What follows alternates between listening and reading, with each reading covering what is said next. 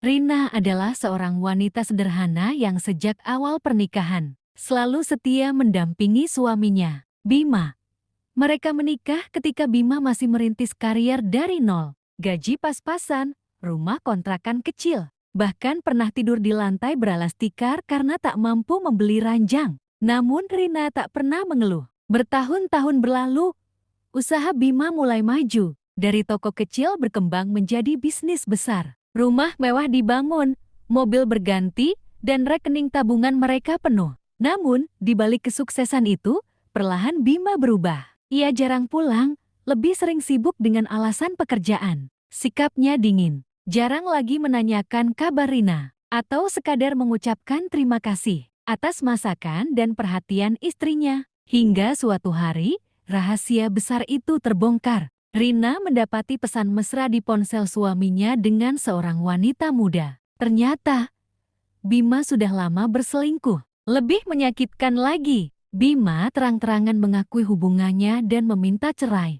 "Rin, aku sudah tidak mencintaimu lagi. Aku ingin bersama dia. Lebih baik kita berpisah," ucap Bima tanpa rasa bersalah. Hati Rina hancur. Semua pengorbanan, kesetiaan, dan cinta tulusnya selama ini seakan tak ada artinya. Namun, ia memilih diam. Rina tahu, berdebat hanya akan menambah luka. Ia mengangguk pelan, meski air matanya mengalir deras. Dalam proses perceraian, Bima menuntut pembagian harta. Ia ingin sebagian besar aset jatuh ke tangannya, agar bisa memulai hidup baru dengan kekasih barunya. Namun Rina bukan wanita bodoh. Dengan tenang, ia menunjukkan bukti-bukti bahwa sebagian besar aset telah dibalik, namanya atas dasar kesepakatan dulu. Ketika Bima masih merintis dan meminta, Rina menjadi penanggung jawab administrasi keluarga, rumah, tanah, hingga beberapa aset bisnis legalitasnya tercatat atas nama Rina. Semua ini bukan hanya hasil kerja kerasmu,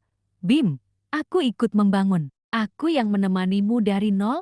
Aku yang mengatur semua. Jadi jangan pikir aku akan menyerahkan segalanya begitu saja, kata Rina dengan tegas. Bima terkejut. Ia tak menyangka istrinya yang selama ini lembut dan penurut bisa begitu kuat mempertahankan haknya dengan bukti yang sah di pengadilan. Sebagian besar harta akhirnya sah menjadi milik Rina.